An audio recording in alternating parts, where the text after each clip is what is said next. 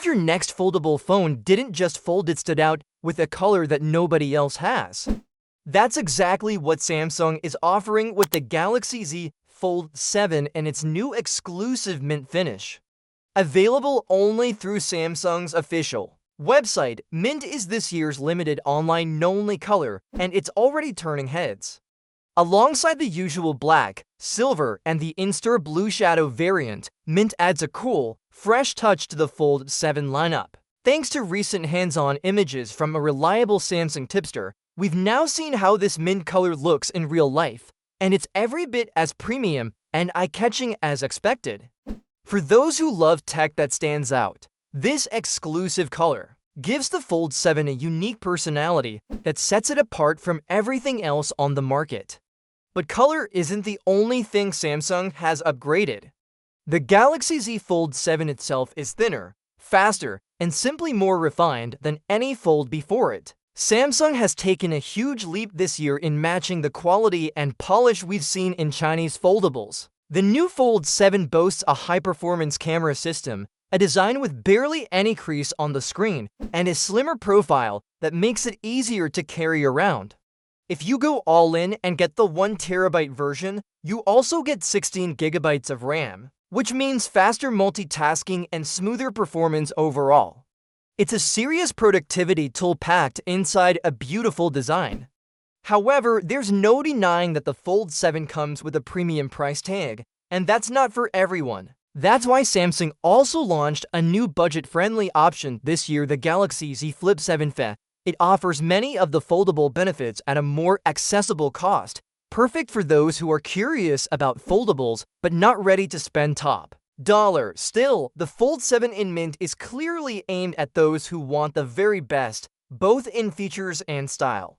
You can also personalize it even more by adding Samsung's new Carbon Shield case, giving it a rugged yet stylish look that still lets the mint color peek through. If you're not completely sold on Samsung's foldables, there are other strong options in the market. The Oppo Find N5 and the Honor Magic V5 both offer excellent foldable experiences, and the Magic V5 is currently the slimmest foldable phone in the world. While these rivals may win in certain categories like battery life or price, Samsung's ecosystem support and the global reach of the Galaxy Fold series still make it a top choice for many users.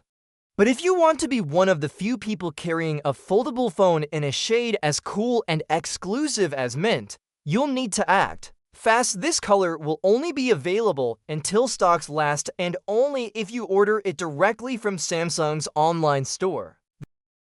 Is Apple finally making the biggest change to the iPhone we've seen in the last 10 years? If the latest hands-on images are to be believed, the iPhone 17 Pro might just look and feel very different from anything we've seen before. And no, this isn't just a tiny tweak, it's a bold redesign that starts with a major shift on the back of the phone.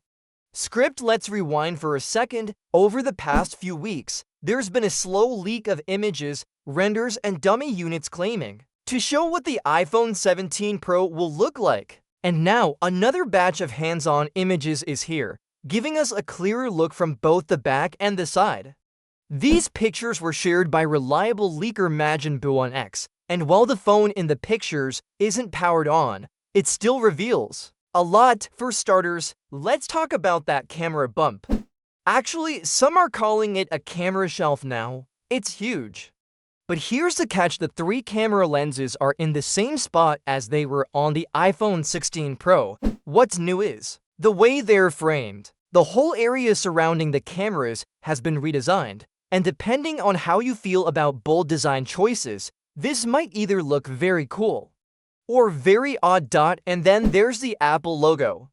It's been moved slightly and now sits in the center of the back panel, just below the new camera shelf. While that might seem like a harmless change, people have already pointed out that when you use a MagSafe case, the logo might look a bit off-center or weirdly placed. This small change could affect how accessories look and fit, so it's something to keep in mind. One important thing to note: the phone shown in these photos is most likely a dummy unit. That means it's just a physical model with no electronics inside.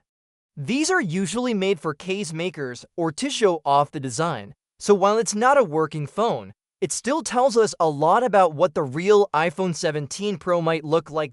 So, what else is changing beyond the look? According to some of the latest rumors, Apple might switch display suppliers. There's talk that BO, a Chinese display manufacturer, could produce screens for the iPhone 17 series, but mainly for the units sold in China. It's still early, so we'll have to wait and see if that makes it into the final product. We're also hearing that the bezels around the screen will get thinner, which usually makes the phone feel more modern, and for those using a base iPhone. There's good news: Apple might finally bring a 120Hz refresh rate to the non-Pro models.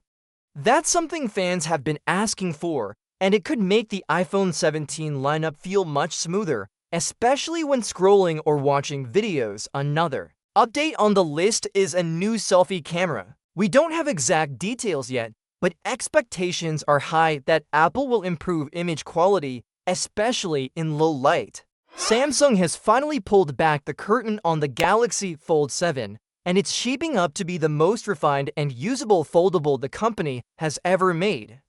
The Fold 7 is not just a slight improvement, it's a major leap forward in terms of design, usability, and hardware, addressing nearly every pain point that users and reviewers have pointed out in previous models.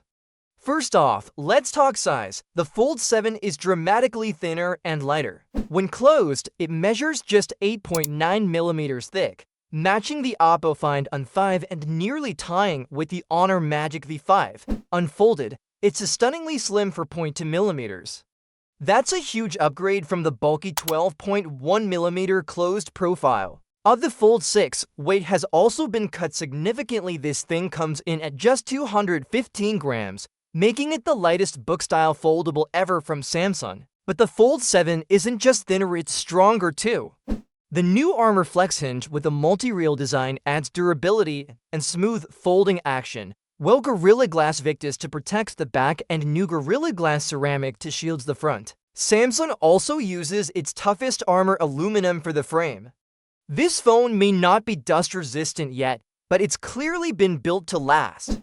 Perhaps the biggest improvement in day-to-day use comes from the redesigned cover display. Long criticized for being narrow and awkward, the outer screen now has a far more practical 21:9 aspect ratio and spans 6.5 inches, finally making it feel like a proper phone when closed. This change alone could make the Fold 7 appeal to many who were previously turned off by the clunky outer experience.